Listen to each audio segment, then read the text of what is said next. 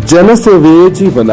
ಬಹುಮುಖ ಹೊಣೆಗಾರಿಕೆಗಳೊಂದಿಗೆ ಹೊತ್ತ ಹೋರಾಟಗಾರ ನಾಯಕ ಜಗದೀಶ್ ಟಿಎನ್ ತರೀಕೆರೆ ತಾಲೂಕಿನಲ್ಲಿ ಜನಸೇವೆಯ ಮೂಲಕ ತಮ್ಮದೇ ಆದ ಗುರುತನ್ನು ನಿರ್ಮಿಸಿಕೊಂಡಿರುವ ಹೋರಾಟಗಾರ ನಾಯಕ ಜಗದೀಶ್ ಟಿಎನ್ ಅವರು ಒಂದೇ ಸಮಯದಲ್ಲಿ ಹಲವು ಮಹತ್ವದ ಹೊಣೆಗಾರಿಕೆಗಳನ್ನು ಸಮರ್ಥವಾಗಿ ನಿಭಾಯಿಸುತ್ತಿರುವ ಅಪರೂಪದ ನಾಯಕನಾಗಿ ಗುರುತಿಸಿಕೊಂಡಿದ್ದಾರೆ.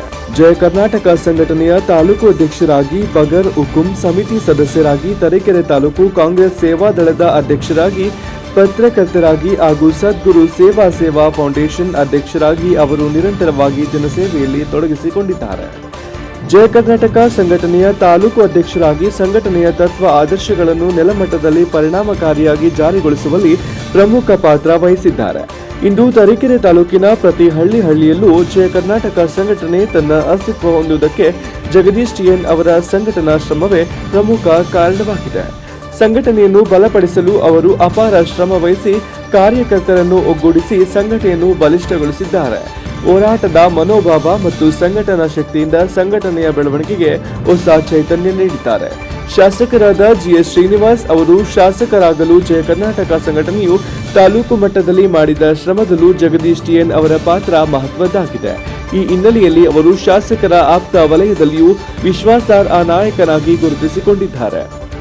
ಬಗರ್ ಹುಕುಂ ಸಮಿತಿ ಸದಸ್ಯರಾಗಿ ಭೂಹೀನರು, ಸಣ್ಣ ರೈತರು ಹಾಗೂ ಬಡವರ ಭೂಸ್ವಾಮ್ಯ ಸಮಸ್ಯೆಗಳಿಗೆ ನ್ಯಾಯ ದೊರಕಿಸುವ ಉದ್ದೇಶದಿಂದ ಸಕ್ರಿಯವಾಗಿ ಕಾರ್ಯನಿರ್ವಹಿಸುತ್ತಿದ್ದು, ಸರ್ಕಾರದ ಯೋಜನೆಗಳು ನಿಜವಾದ ಫಲಾನುಭವಿಗಳಿಗೆ ತಲುಪುವಂತೆ ಮಾಡುವಲ್ಲಿ ಅವರ ಕೊಡುಗೆ ಗಮನಾರ್ಹವಾಗಿದೆ. ತರೀಕೆರೆ ತಾಲೂಕು ಕಾಂಗ್ರೆಸ್ ಸೇವಾದಳದ ಅಧ್ಯಕ್ಷರಾಗಿ ಶಿಸ್ತು, ಸೇವಾ ಭಾವನೆ ಹಾಗೂ ಸಂಘಟಿತ ಕಾರ್ಯಶೈಲಿಗೆ ಒತ್ತು ನೀಡಿ ಸೇವಾದಳವನ್ನು ಚುರುಕುಗೊಳಿಸಿದ್ದಾರೆ. ಪಕ್ಷದ ಕಾರ್ಯಕ್ರಮಗಳು, ಸಾಮಾಜಿಕ ಸೇವೆ ಚಟುವಟಿಕೆಗಳು ಹಾಗೂ ಜನಾಂದೋಲನಗಳಲ್ಲಿ ಸೇವಾದಳದ ಸಕ್ರಿಯ ಭಾಗವಹಿಸುವಿಕೆಗೆ ಅವರು ಮುನ್ನಡೆ ನೀಡಿದ್ದಾರೆ. ಇದರೊಂದಿಗೆ ಸದ್ಗುರು ಜನಸೇವಾ ಫೌಂಡೇಶನ್ ಅಧ್ಯಕ್ಷರಾಗಿ ಶಿಕ್ಷಣ, ಆರೋಗ್ಯ ಹಾಗೂ ಮಾನವೀಯ ಸೇವಾ ಕ್ಷೇತ್ರಗಳಲ್ಲಿ ಅನೇಕ ಸಮಾಜಮುಖಿ ಕಾರ್ಯಕ್ರಮಗಳನ್ನು ಹಮ್ಮಿಕೊಂಡು ಅಗತ್ಯವಿರುವವರಿಗೆ ಸಹಾಯ ಹಸ್ತ ಚಾಚುತ್ತಿದ್ದಾರೆ.